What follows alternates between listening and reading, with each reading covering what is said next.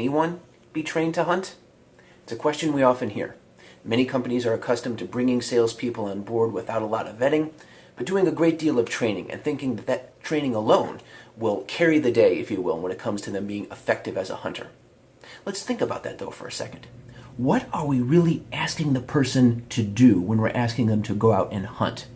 Essentially, we're asking for them to go out, knock on the door, get that door slammed in their face, then knock on the next door with that much more certainty and passion and conviction. And when you think about it, psychologically, that's a very special person that we're talking about that can do that well.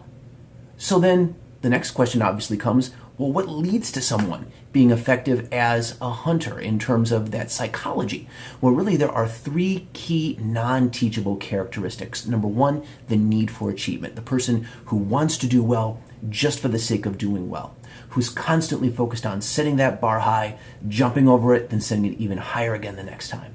Number two, competitiveness. The person who wants to, number one, be the best among their peers, and number two, win that customer over to their point of view. And then optimism. The person who is certain that they will succeed and they're resilient when they face the inevitable rejection that salespeople have to deal with when that door does get slammed in their face. Collectively, those three characteristics, need for achievement, competitiveness, and optimism, we refer to them as drive.